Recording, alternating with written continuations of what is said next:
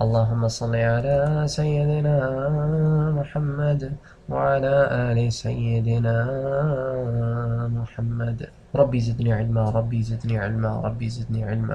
انشاءاللہ آج کے درس میں ہم یوم الرجیع یا سریہ عاصم بن ثابت کو ذکر کریں گے، اور پھر انشاءاللہ اگلے درس میں بئر معونہ یا سریہ قرح کو ذکر کریں گے۔ ایکچولی بخاری شریف میں یہ دونوں روایتیں ایک ساتھ نقل ہوئی ہیں۔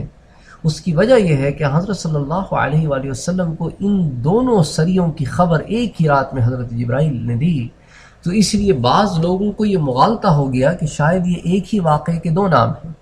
دراصل یہ دو الگ الگ واقعے ہیں۔ یوم الرجیع سریہ عاصم بن ثابت ہے، یہ مکے کی طرف بھیجا گیا، مکے کے قریب پیش آیا یہ واقعہ، اور جو دوسرا تھا وہ بئر معونہ، وہ دوسری طرف یعنی تھوڑا سا مکے سے پرے، ایون ناردرن ایریا، تھوڑا سا نارتھ ویسٹ کر لیں آپ مدینے سے، وہ ادھر پیش آیا، تو وہ بئر معونہ کا واقعہ ہے۔ تو یہ دونوں الگ الگ واقعات ہیں، لیکن چونکہ وہ بخاری میں انہوں نے اس کو اس لیے اکٹھے کیا کیونکہ کرونالوجیکل آرڈر میں یہ ایک ہی ساتھ پیش آئے۔ بہرحال، اور ایک ہی مہینے میں یہ دونوں وفد جو ہے وہ مختلف ڈائریکشنز میں نکلے۔ تو یوم الرجیع کو پہلے ڈسکس کرتے ہیں کہ غزوہ احد کے بعد یہ ایک بڑا دردناک واقعہ تھا کہ مسلمانوں کی ایک جماعت کیا دونوں جماعتوں کے ساتھ دھوکہ ہوا، غداری ہوئی، اور سنگ دلی کے ساتھ ان لوگوں کا قتل عام کیا گیا۔ تو پہلے ہم رجیع کا المیہ دیکھتے ہیں کہ عدل اور قارہ یہ دو قبیلے تھے جو بنی ہون بن خزیمہ بن مدرکہ قبیلے کی دو شاخیں تھیں۔ ان کے چند آدمی حضرت صلی اللہ علیہ وآلہ وسلم کے پاس حاضر ہوئے اور عرض کیا کہ ہمارے قبیلوں میں اسلام رفتہ رفتہ بہت پذیرائی حاصل کر رہا ہے، اور لوگ بت پرستی سے دل برداشتہ ہو کر توحید میں داخل ہونا چاہتے ہیں، لیکن ہمارے پاس صحیح تعلیم موجود نہیں، کیونکہ ہم مکے کے قریب ہیں اور آپ نارتھ میں مدینے میں ہیں۔ تو بہتر یہ ہے کہ آپ ہمارے ساتھ کچھ لوگ بھیج دیں جو ہمارے ہاں جا کے تبلیغ کریں، اسلام کو پھیلائیں، تو اور لوگوں کو قرآن کی آیتیں پڑھ کے سنائیں۔ تو حضرت صلی اللہ علیہ وآلہ وسلم نے اس ضمن میں صحابہ کرام کی ایک جماعت کو تیار کیا جس میں 6 لوگ شامل تھے۔ یہ راجع قول ہے، بعض علماء کے نزدیک ان کی تعداد 10 ہے، بعض 7 نام تک بھی بتاتے ہیں۔ بہرحال آپ کے سامنے میں وہ نام عرض کر دیتا ہوں۔ جو 6 لوگ جو راجع قول ہے وہ ایک یہ ہے کہ ان میں ایک تو حضرت عاصم بن ثابت تھے جنہیں آپ نے ان لوگوں کا امیر بنایا، ایک حضرت مرثد بن ابی مرثد تھے، ایک عبداللہ بن طارق تھے، ایک خبیب بن عدی تھے، ایک زید بن دثنہ تھے، اور ایک خالد بن ابی البکیر تھے۔ تو یہ وہ 6 لوگ تھے جو، اور ان پہ امیر حضرت عاصم بن ثابت تھے۔ تو یہ بہرحال روانہ ہوئے اور مدینے سے نکلے اور چلنا شروع کیا انہوں نے، یہاں تک کہ یہ لوگ مقام رجیع پر پہنچے۔ اور مقام رجیع جو ہے نا، یہ ایک قبیلہ ہوا کرتا تھا بنو حذیل۔ بنو حذیل کے ایک پانی کا نام ہے جہاں پر یہ لوگ رکے۔ اچھا، جب یہ یہاں پہ رکے تو صحابہ کرام تو بالکل بے خبر تھے، بے خوف تھے، آرام سے بیٹھے تھے، پلاننگ کر رہے تھے کہ اللہ کے دین کو ہم کیسے پھیلائیں گے۔ تو اسی دوران میں جو لوگ ان کو لے کے گئے تھے انہوں نے ان سے دھوکہ یہ کیا کہ بنو حذیل قبیلے کی ایک شاخ تھی، اس سے انہوں نے جا کے باز پرس کرنی شروع کی، اور انہوں نے کہا کہ بھئی بنو لحیان، اس شاخ کا نام تھا بنو لحیان۔ تو بنو لحیان کو انہوں نے بلا لیا اور کہا کہ تم 200 مردوں کو لے کر مسلمانوں پر چڑھائی کرو، ان کو قید کرو، اور ہم جو ہے ان کو مکے میں جا کے بیچیں گے، اور اس سے جو معاوضہ ملے گا وہ ہم آپس میں بانٹ لیں گے، اور مکے والے تو ویسے ہی ان کے اتنے بڑے دشمن ہیں، ان کو منہ مانگی قیمت پر لیں گے۔ تو پھر بنو لحیان نے یہ کیا کہ 200 کا دستہ تیار کیا، اس میں 100 تو تیر انداز تھے اور باقی 100 گھوڑ سوار تھے۔ تو انہوں نے آ کے نا یہاں پہ دائرہ تنگ کرنا شروع کیا۔ تو مسلمان تو بے خوف بیٹھے تھے، جب دیکھا کہ اتنی بڑی تعداد میں لوگ ان کی طرف بڑھتے چلے آ رہے ہیں، تو انہوں نے کیا یہ کہ سارے کے سارے نا ایک ٹیلے پہ چڑھ گئے تاکہ ایک ہائٹ ہوگی تو تھوڑی دیر سسٹین کر سکیں گے۔ اب اتنے زیادہ لوگوں سے تو 6 آدمی نہیں لڑ سکتے۔ تو اس طرح جو ہے یہ واقعہ پیش آیا، اور ہجرت کا یہ 4تھا سال تھا، اور 4تھے سال کے شروع کا عرصہ چل رہا تھا۔ اور جہاں یہ واقعہ پیش آیا، یہ رجیع کا جو مقام ہے، یہ بیسکلی مکہ اور عسفان یہ دو جگہیں ہیں، مکہ شہر مکہ اور عسفان ان کے درمیان میں یہ علاقہ واقع ہے جو رجی کا علاقہ ہے. تو یہاں پر یہ بد عہدی کی ان لوگوں نے جو انہیں لے کے گئے تھے اور بنو لحیان سے مل کر انہوں نے ایک باس پرس کی. لیکن انہوں نے گھیرا جب تنگ کیا اور یہ سارے لوگوں کو دیکھا کہ یہ تو ٹیلے پہ چڑھ گئے ہیں، تو ان کا تو کام یہ تھا کہ ان سب کو زندہ پکڑ کے فروخت کرتے. تو اس لیے انہوں نے کوشش کی کہ یہ لوگ نیچے اتر آئیں، ان سے نیگوشیٹ کرنا چاہا. حضرت مرثد، حضرت خالد اور حضرت عاصم ان تینوں نے تو بھائی دو ٹوک جواب دے دیا کہ واللہ لا نقبل من مشرک احدا ولا عقدا ابدا، بخدا ہم تو کسی مشرک کے عہد و پیمان کو قبول کرنے کے لیے تیار ہی نہیں ہیں، ہم نہیں اتریں گے تمہارے کسی عہد و پیمان پر. تو انہوں نے کیا یہ کہ نیچے سے تیر برسانے شروع کیے. اب تیر جب بہت شدید برسائے تو اس میں حضرت مرثد اور خالد جو ہے یہ تو شہید ہو گئے، حضرت عاصم بچ گئے. حضرت عاصم رضی اللہ تعالی عنہ نے اس وقت دو دعا فرمائی. اب آپ یہ دیکھیں یہ صحابہ کرام کی کرامات ہیں. ایک تو اولیاء کی کرامت ہوتی ہے، ایک صحابی کی کرامت ہوتی ہے، اور اولیاء اللہ کتنے درجے پر فائز ہو جائیں، صحابہ کرام کا درجہ ہمیشہ عام اولیاء سے اونچا ہوتا ہے. نبیوں کے بعد صحابہ ہوتے ہیں، صحابہ کے بعد تابعین، تبع تابعین، پھر عام علماء اور مشائخ اور اولیاء اللہ ہوتے ہیں. بہرحال تو اب یہاں پر دو کرامت حضرت عاصم کی سامنے آتی ہیں. ایک تو یہ کہ انہوں نے اللہ سے دعا مانگی کہ اللہ اپنے پیغمبر کو ہمارے حال کی خبر دے دے. اللہ نے حضرت عاصم کی دعا قبول فرمائی اور یہ لائیو ٹرانسمیشن ہو رہی ہے. محمد مصطفیٰ صلی اللہ علیہ وآلہ وسلم مسجد النبوی میں بیٹھے ہیں اور حضرت عاصم کی دعا پوری ہوئی کہ وہاں ڈیلیور ہو گیا میسج. اللہ اکبر. ایک تو آپ کی اور ہماری لائیو ٹرانسمیشن ہوتی ہے نا، جس میں تو لیٹنسی ہوتی ہے، ڈیلے ہوتا ہے 4 second 5 second 1 minute 2 minute 10 minute. وہاں تو لائیو ٹرانسمیشن ہے. اب خبر لے کے جانے والی بھی تو نوری مخلوق حضرت جبریل ہے.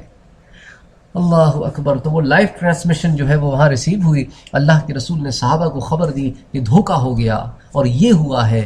اور حضرت عاصم نے ایک اور دعا یہ مانگی کہ اللہ آج میں تیرے دین کی حفاظت کر رہا ہوں، تو میرے گوشت یعنی جسم کی کافروں سے حفاظت فرمانا، کیونکہ وہ دیکھ چکے تھے کہ احد میں ان لوگوں نے کیا حال کیا لاشوں کا. تو اب جو دوسری دعا ہے وہ کیسے پوری ہوئی اس کو ہم ڈیٹیل میں انشاءاللہ آگے اس درس میں ذکر کریں گے. تو بہرحال حضرت عاصم نے ان کی پناہ میں اترنے سے انکار کر دیا. اس کے بعد جناب انہوں نے جو تیروں کی بوچھاڑ کی تو حضرت عاصم کو شہید کر دیا. اور جب 3 لوگ شہید ہو گئے تو جو باقی 3 لوگ بچے تھے وہ اتر آئے. حضرت عبداللہ بن طارق، حضرت زید بن دسنہ اور حضرت خبیب بن عدی. یہ 3 آدمی مشرکین کے امن اور عہد و پیمان کی بنا پر ٹیلے سے نیچے اتر آئے. جب یہ نیچے اترے تو مشرکین نے ان کو رسیاں باندھنی شروع کر دیں. حضرت عبداللہ بن طارق نے کہا یہ پہلا غدر ہے، ابتدا ہی بدعہدی سے ہو رہی ہے تو نامعلوم تم آگے جا کے کرو گے کیا. بہرحال یہ ان تینوں کو کھینچ کر لے کے جاتے رہے. راستے میں ایک مقام پر حضرت عبداللہ بن طارق نے کسی طرح اپنی جو رسیاں تھیں وہ کاٹ لی اور تلوار نکال لی، اور جناب وہ کھڑے ہو گئے کہ خدا کی قسم میں تو نہیں جاؤں گا، اگر مجھ سے مقابلہ کرنا ہے تو یہیں کرو. تو ان لوگوں نے پھر ایک آدمی تھا، اس کو مارنے میں کتنی دیر لگتی انہوں نے انہیں شہید کر دیا. باقی بچ گئے 2، اور ان دونوں کو لے کر وہ مکے گئے اور مکے کی منڈی میں انہیں فروخت کر دیا، اور بحیثیت غلام یہ اصحاب رسول صلی اللہ علیہ وآلہ وسلم فروخت ہوئے. جب وہاں پہنچے تو صفوان بن امیہ نے، جس کا باپ امیہ بن خلف بدر میں مارا گیا تھا، اس نے تو حضرت زید کو اپنے باپ کے عوض میں قتل کرنے کے لیے خریدا. اور حضرت خبیب کے ہاتھ سے جنگ بدر میں ایک شخص جس کا نام تھا حارث بن عامر وہ مارا گیا تھا، تو اس کے بیٹوں نے حضرت خبیب کو خریدا کہ وہ حارث کے بدلے ان کو اب قتل کریں گے. اچھا، صفوان بن امیہ نے زید کو کیوں خریدا؟ حالانکہ زید بن دسنہ نے تو اس کے باپ امیہ بن خلف کو نہیں مارا تھا. اس کی وجہ یہ تھی کہ وہ اپنے باپ کے قتل کے عوض کسی نہ کسی مسلمان کو مارنا چاہتا تھا. تو اس نے کہا کہ چلو اس طرح میرے دل کی بھڑاس بھی نکل جائے گی اور ایک مسلمان بھی میں قتل کر دوں گا. تو اس لیے انہوں نے ان دونوں کو خریدا. جب خریدا تو محرم الحرام کا مہینہ تھا، جو حرمت کے مہینوں میں سے ان کے ہاں ایک مہینہ تھا. تو ٹوٹل 4 حرمت کے مہینے تھے، تو ان میں سے یہ بھی ایک حرمت والا مہینہ تھا، ذی قعدہ، ذی الحجہ اور محرم، اور رجب اکیلا تھا. تو یہ 4 مہینے تھے. تو انہوں نے ان لوگوں کو قید رکھا یہاں تک کہ محرم الحرام کا مہینہ گزر گیا. پھر ان کو سزا دی. اچھا، اب کمال کی بات تو یہ ہے اور ہنسی بھی آتی ہے جب آپ پڑھتے ہیں کہ ایک طرف تو تم حرمت والے مہینوں کا اتنا احترام کرتے ہو جو تم نے خود بنائے ہیں، اور دوسری طرف وہ لوگ جو تمہیں حق کی طرف بلاتے ہیں تم ان کو مارتے ہو. یعنی ایک دوغلا نظام تو دیکھیں نا آپ.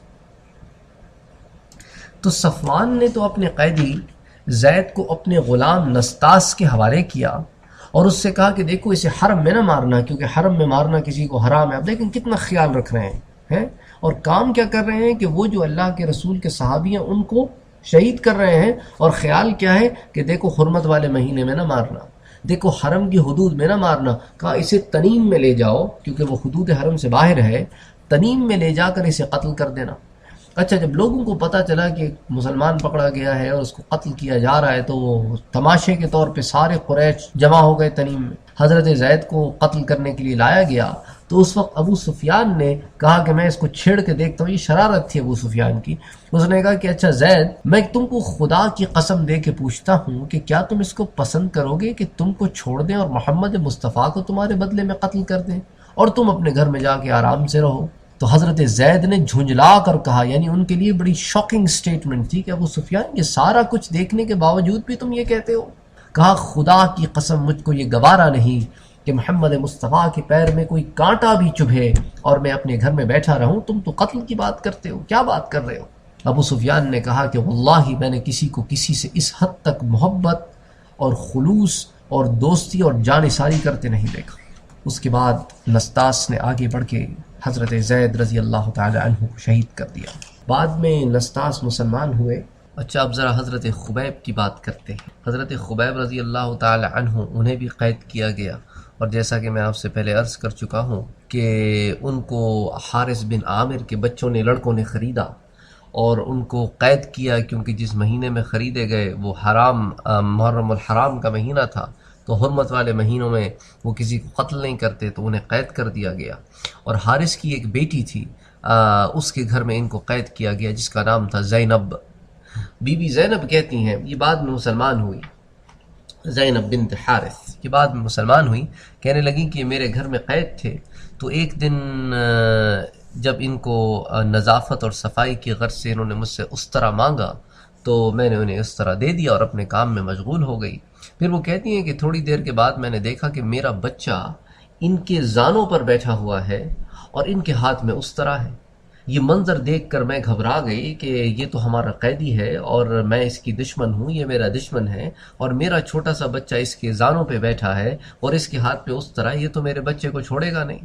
اور پھر اس کے علاوہ اس بندے کو ویسے بھی ابھی تھوڑی دیر میں ہم نے موت کی سزا سنانی ہے، اس لیے انہوں نے اس طرح مانگا تھا کہ موت سے پہلے میں صفائی ستھرائی کر لوں، پاک صاف ہو جاؤں. تو اس نے تو ویسے بھی مرنا ہے، تو اگر یہ میرا بچہ مار بھی دے تو اس نے ویسے بھی مرنا ہے، تو ہم اسے 2 دفعہ تو نہیں مار سکتے نا. اب کہتی ہیں میں بڑی پریشان ہوئی. پھر کہتی ہیں کہ حضرت خبیب نے میری پریشانی بھانپ لی تو مجھ سے کہنے لگے کہ اتخشین ان اقتل، کیا تمہیں یہ دھڑکا لگا ہوا ہے کہ میں اسے قتل کر دوں گا؟ ما کنت افعل ذلك انشاءاللہ، میں ایسا ہرگز نہیں کروں گا انشاءاللہ. یعنی تم کیا سمجھتی ہو کہ جس استاد کامل نے ہماری تربیت فرمائی ہے، محمد مصطفیٰ صلی اللہ علیہ وآلہ وسلم، انہوں نے ہماری ایسی تربیت فرمائی ہے کہ ہم عورتوں اور بچوں پر ہاتھ اٹھائیں؟ ہرگز نہیں، بلکہ انہوں نے تو ہمیں عورتوں اور بچوں پر ہاتھ اٹھانے سے سختی سے منع فرمایا ہے. تو تم یہ توقع بھی نہ کرنا کہ میں ایک معصوم بچے کو موت کے گھاٹ اتار دوں گا. میں جانتا ہوں مجھے پھانسی دینے والی ہے، میں جانتا ہوں کہ تم لوگ مجھے قتل کے ارادے سے ابھی تھوڑی دیر کے بعد حدود حرم سے باہر لے کے جا کے قتل کر دو گے، لیکن میں اتنا کم ظرف نہیں ہوں کہ ایک چھوٹے سے بچے پر اپنے ہاتھ صاف کروں. تو بی بی زینب کہتی ہیں، زینب بنت حارث، کہ واللہ ما رأیتو، میں نے خدا کی قسم کبھی کوئی قیدی نہیں دیکھا جو اتنا اچھا ہو جتنے خبیب تھے. آپ نے اولیاء اللہ کی کرامتوں کے واقعے تو سنے ہوں گے، اب صحابی رسول کی کرامت کا واقعہ بھی سنیے، کیونکہ صحابی بہرحال ایک عام ولی سے اونچے درجے رکھتا ہے. نبی کے بعد سب سے بڑا درجہ صحابی کا ہوتا ہے، پھر عام اولیاء ہوتے ہیں. تو ولی کتنا بڑا ہو جائے لیکن صحابی کے درجے کو نہیں پہنچ سکتا، اور صحابی کتنا بلند ہو جائے نبی کے درجے کو نہیں پہنچ سکتا. تو یہ درجات ہیں جو اللہ نے مقرر کیے رکھے ہیں. ان کے بارے میں ایک روایت آتی ہے کہ مکے میں جن دنوں انہیں قید کیا گیا تھا اور سارے مکے میں کہیں انگور نہیں ملتے تھے، طائف میں بھی انگور نہیں اگے ہوئے تھے۔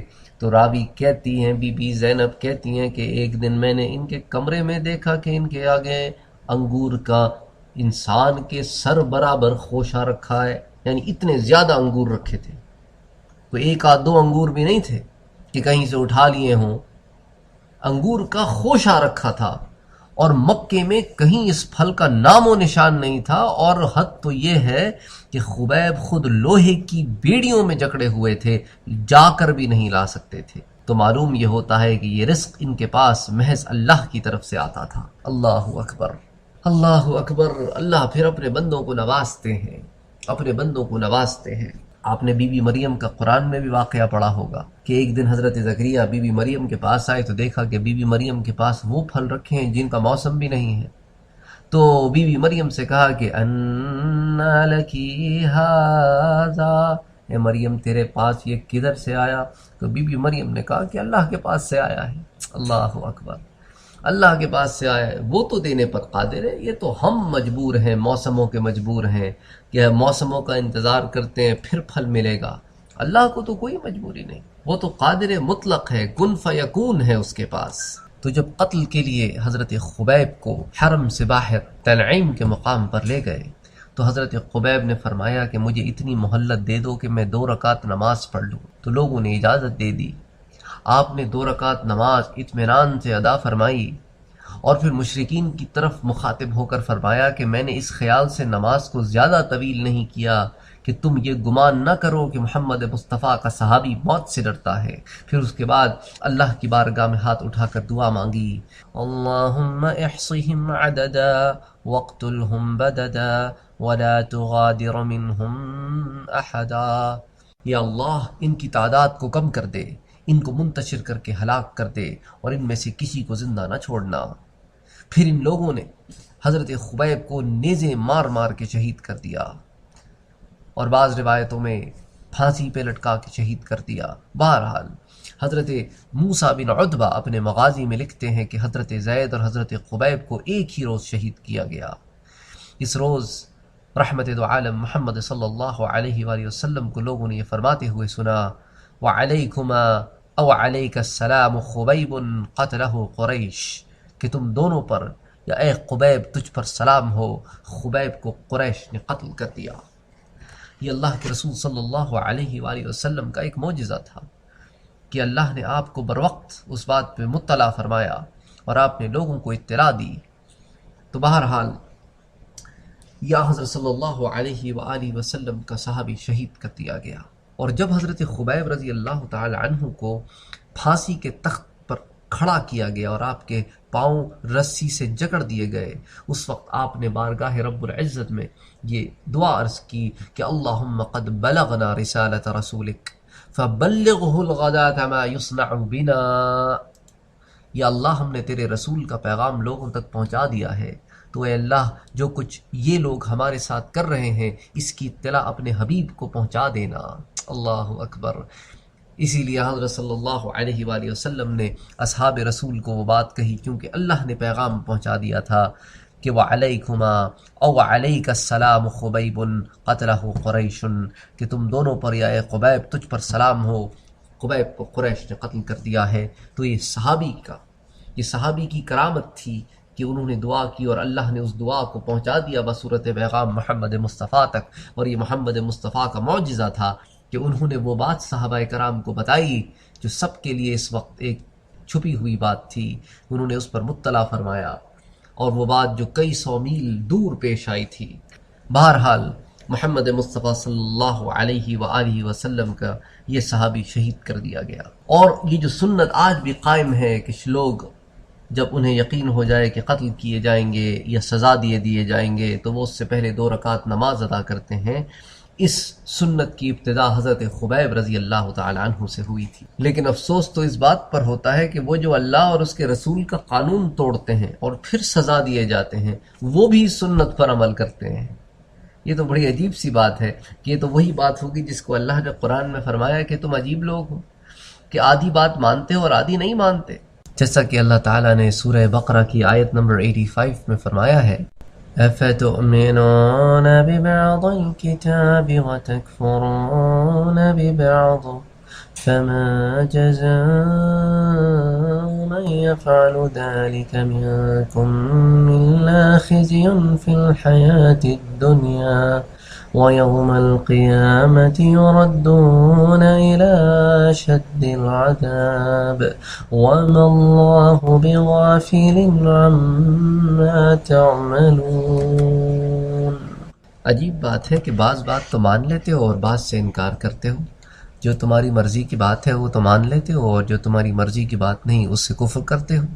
تو جو ایسا کرے گا پھر اللہ تعالیٰ اس کی دنیا بھی خراب کریں گے اور اس کو آخرت میں بھی شدید عذاب دیں گے، کیونکہ اللہ تو دلوں کے حال جانتے ہیں. تم ظاہر کچھ کرتے پھرو، وہ تو وہ ہے جس کو سورہ ملک میں اللہ نے فرمایا ہے کہ ہم تو وہ ہیں کہ علیم بذات الصدور، کہ تمہارے دل کی تہوں میں بھی اگر کوئی بات چھپی ہو نا، تمہاری ذات کے اندر بھی کوئی بات چھپی ہو، تمہاری جینز کے اندر بھی کوئی بات چھپی ہو، وہ بھی ہم کو پتا ہے کہ تم ایسا ہی سوچو گے، کیونکہ تمہاری یہ فطرت ہے، ہم تو وہ بھی جانتے ہیں. تو حضرت خبیب رضی اللہ تعالی عنہ کو شہید کرنے کے بعد انہوں نے ایک لکڑی پر آپ کو لٹکا دیا. آپ کافی عرصے اس لکڑی کے ساتھ لٹکتے رہے، اور جب حضرت خبیب رضی اللہ تعالی عنہ کو سولی پر چڑھایا گیا تو کفار نے ان سے بھی وہی مذاق کیا جو ابو سفیان نے حضرت زید سے کیا تھا. کفار نے حضرت خبیب کو کہا کہ اتحب ان محمد مکانک، کیا تمہیں یہ بات پسند نہیں کہ آج محمد مصطفیٰ تمہاری جگہ یہاں ہوتے اور تم آرام سے گھر میں بیٹھے ہوتے؟ تو حضرت خبیب نے جب ان کی بات سنی تو لرز اٹھے اور ان بے خبر لوگوں سے کہا کہ لا واللہ العظیم وما احب ان یفدینی بشوکۃ یشاکھا فی قدمہ، ہرگز نہیں، اس خدا کی قسم جس کے قبضے میں میری جان ہے، خدا کی قسم یہ بات مجھے پسند نہیں کہ میں اپنی جان بخشی کے لیے آقا کو یہاں پر لا کے کھڑا کر دوں. ارے تم تو یہ بات کرتے ہو، مجھے تو یہ بھی قبول نہیں کہ اپنی جان بخشی کے بدلے میرے آقا کے پاؤں میں کانٹا بھی چبھے. خیر حضرت خبیب کی یہ بات ان کی سمجھ میں تو آئی نہیں، وہ قہقہ لگا کے ان کا مذاق اڑانے لگے کہ عجیب دیوانہ ہے، عجیب بہکی باتیں کر رہا ہے. اور اس کے بعد انہوں نے حضرت خبیب کو سولی پہ چڑھا دیا، پھر نیزوں اور تیروں کی بوچھاڑ کی اور ان کے جسم میں اطہر کو گھائل کر دیا. اب حضرت خبیب رضی اللہ تعالی عنہ کا ایک اور آپ کرامت سنیے. اللہ اکبر، اللہ اکبر. یہ وہ چیزیں ہیں جن سے ایمان تازہ ہوتا ہے. جیسا کہ میں آپ سے عرض کر رہا تھا کہ ان کی لاش کو انہوں نے سولی پر لٹکا ہوا چھوڑ دیا. تو حضرت صلی اللہ علیہ وآلہ وسلم نے حضرت زبیر اور مقداد رضی اللہ تعالی عنہم اجمعین کو حکم دیا کہ جاؤ اور وہ لاش اتار کر کے مدینے لے آؤ. تو جب یہ دونوں رات میں تنیم پہنچے تو دیکھا کہ 40 آدمی اس لاش کا پہرا دینے کے لیے مامور ہیں. ان کو پتا تھا کہ مسلمان جس کو لینے کے لیے آئیں گے. اور حضرت زبیر اور حضرت مقداد نے ان لوگوں کو غافل پا کر لاش کو سولی پر سے اتار کر گھوڑے پہ رکھا تو لاش اس طرح تر و تازہ تھی کہ گویا ابھی ان کی روح پرواز کی ہے جسم سے، حالانکہ اس بات کو 40 دن گزر گئے تھے. اللہ اکبر. اور ایک روایت میں ہے کہ کفار جب حضرت خبیب کو قتل کر چکے تو ان کا چہرہ قبلہ رخ تھا، اس کو قبلے سے پھیر دیا، چہرہ پھر قبلہ رخ ہو گیا، بارہا ایسا ہی کیا، بلا آخر عاجز ہو کر چھوڑ دیا. تو مشرکین کی جب آنکھ کھلی اور دیکھا کہ لاش گم ہے تو ہر طرف تلاش میں گھوڑے دوڑانے شروع کیے، بندے دوڑانے شروع کیے، اور بلا آخر حضرت زبیر اور حضرت مقداد ان کو نظر آ گئے. تو حضرت زبیر نے لاش کو اتار کر زمین پر رکھا تو فوراً زمین میں لاش شق ہو گئی اور لاش کو زمین نگل گئی، اور کسی کو نہیں پتا کہ حضرت خبیب رضی اللہ تعالی عنہ کدھر گئے. یعنی اللہ نے اپنے نبی کے اس صحابی کی لاش کو بھی محفوظ رکھا کہ اس کے ساتھ کوئی بے حرمتی نہ کی جائے. یہ حضرت خبیب کی ایک کرامت تھی، اس لیے حضرت خبیب کو بلی العبد کہا گیا، یعنی وہ جس کی لاش کو زمین نگل گئی. اب حضرت عاصم بن ثابت رضی اللہ تعالی عنہ کے واقعے کی طرف آتے ہیں، اور اب ان کی کرامت کا واقعہ سنیے. اس سے پہلے میں غزوہ احد جو ایک ریکیپ کرنا چاہتا ہوں کہ آپ کو یاد ہوگا کہ غزوہ احد میں مشرکین مکہ کے جو فلیگ بیرر تھے، جو ان کے علم بردار تھے، جن کے پاس لوائے مشرکین تھا، وہ طلحہ بن ابی طلحہ، یہ بنی عبد الدار سے تھے. حضرت علی رضی اللہ تعالی عنہ نے آگے بڑھ کے اس کو گرایا۔ اس کے بعد اس کے بھائی ابو شیبہ جس کا نام عثمان بن ابی طلحہ تھا، اس نے جھنڈا اٹھا لیا، تو اس کا کام تمام حضرت حمزہ رضی اللہ تعالی عنہ نے کیا۔ اس کے بعد ان کا تیسرا بھائی جو کہ جس کا نام ابو سعد بن ابو طلحہ تھا، اس نے آگے جھنڈا پکڑ لیا، تو حضرت سعد بن ابی وقاص نے اپنی کمان میں تیر رکھا اور طاق کے جو نشانہ لگایا تو وہ اس کے گلے کے پار ہو گیا۔ جب بھائی سارے ختم ہو گئے تو طلحہ کا جو بیٹا تھا اس نے آگے بڑھ کے جھنڈا پکڑا، جس کا نام تھا مصافع بن طلحہ، اور اس کا کام تمام حضرت عاصم بن ثابت بن ابی اقلح نے اپنے تیر کا نشانہ لگا کے کیا اور اس کو موت کے گھاٹ اتار دیا۔ اس کے بعد ان کا بھائی یعنی مصافع بن ابی طلحہ کا جو بھائی تھا جس کا نام تھا حارث بن ابی طلحہ، تو اس نے اپنی قوم کا جھنڈا پکڑ لیا، تو حضرت عاصم بن ثابت نے اپنا تیر جو ہے وہ اس کے بھی گلے کے آر پار کیا اور اس کو بھی واصل جہنم کیا۔ جب یہ گرا تو اس کی ماں سلافہ بنت سعد، اس کو پتہ چلا تو وہ دوڑی آئی اور اپنے بیٹے کا سر اپنی گود میں رکھا اور کہا کہ بیٹے یہ تیرا حال کس نے کیا؟ تو اس نے کہا میں اسے جانتا تو نہیں، لیکن جب اس نے مجھے تیر مارا تو اس کی زبان سے یہ فقرہ نکلا جو میں نے سنا۔ اس نے کہا خذھا، یہ لے میرا تیر، وانا ابن اقلح، اور میں اقلح کا بیٹا ہوں۔ تو سلافہ نے نظر مانی کہ اگر اللہ نے عاصم بن ثابت کا سر میرے قبضے میں دیا تو اس کے سر میں شراب بھر کے پیوں گی، اور جو شخص عاصم کو پکڑ کر میرے پاس لائے گا میں اس کو 100 اونٹ بطور انعام دوں گی۔ تو جب حضرت عاصم رضی اللہ تعالی عنہ کو شہید کیا گیا اور یہ خبر قبیلہ حذیل کے کچھ لوگوں تک پہنچی، تو انہوں نے یہ ارادہ کیا کہ چلو ہم چلتے ہیں اور حضرت عاصم رضی اللہ تعالی عنہ کے سر مبارک کو کاٹ کر اپنا انعام لے کر آتے ہیں۔ تو اس نیت سے وہ نکلے، اور جیسا کہ میں نے اس لیکچر کے شروع میں آپ سے عرض کیا کہ حضرت عاصم بن ثابت رضی اللہ تعالی عنہ نے اللہ سے 2 دعائیں کی تھی اپنی شہادت سے قبل۔ ایک تو یہ تھی کہ اللہ کے رسول کو اس بارے میں خبر کر دے، اور دوسری تو یہ تھی کہ اللہ میری لاش کو دشمنوں سے محفوظ رکھنا۔ تو اللہ نے اس کا انتظام یہ فرمایا کہ جب یہ لوگ حضرت عاصم کا سر کاٹنے کے لیے وہاں پہنچے تو اللہ نے زنبوروں یعنی بھیڑ جو ہوتی ہے نا، اس یا شہد کی مکھی یا اس کو واسپ کہہ لیں آپ، تو بہرحال ان کا ایک جھنڈ بھیج دیا جس نے حضرت عاصم رضی اللہ تعالی عنہ کی ساری لاش کو گھیر لیا۔ تو جو کافر اس کے قریب آنا چاہے وہ آ نہ سکے، جو کافر قریب آئے وہ آ نہ سکے۔ تو اب یہ بڑے پریشان ہوئے، انہوں نے کہا کہ اب سر کاٹے تو کیسے کاٹے؟ تو اس وقت یہ کہہ کر علیحدہ ہو گئے کہ جب شام کے وقت یہ زنبوریں دفع ہو جائیں گی تو ہم ان کا سر کاٹ لیں گے۔ تو مگر جب رات ہوئی تو چونکہ یہ جو ہے نا مقام رجیع، جیسا کہ میں آپ سے پہلے کہہ چکا ہوں، یہ ایک پانی کا چشمہ تھا، اور اس کے ساتھ ہی حضرت عاصم رضی اللہ تعالیٰ عنہ شہید ہوئے تھے۔ تو اللہ نے رات میں جو سیلاب بھیجا تو وہ اس لاش کو بہا لے گیا، اور ان کی لاش جو ہے وہ پانی میں چلی گئی۔ تو اللہ نے اس طرح اپنے بندے کی لاش کو محفوظ رکھا، اور جب وہ لاش لینے کے لیے آئے تو کیا دیکھتے ہیں کہ نہ وہاں کوئی لاش ہے نہ کوئی نشان ہے۔ اللہ اکبر! تو وہ پھر ناکام ہی واپس لوٹے۔ تو یہ وہ چند باتیں تھیں جو اس ضمن میں پیش آئیں، اور یہ اللہ کی طرف سے کرامتیں تھیں جو اس نے صحابہ کرام کو عطا فرمائیں۔ تو اللہ تو ہر کام کرنے پہ قادر ہے، ان کے آگے کوئی بات مشکل نہیں ہے۔ تو ضرورت اس بات کی ہے کہ ہم اللہ سے مانگیں، اور پھر اللہ سے مانگ کر مطمئن ہو جائیں اور صرف اسی سے مانگیں۔ تو انشاءاللہ پھر اگلے درس میں کچھ اور واقعات کو ذکر کریں گے۔ وما علینا الا البلاغ۔ اللہم صل علی سیدنا و مولانا و حبیبنا و نبینا محمد النبی الامین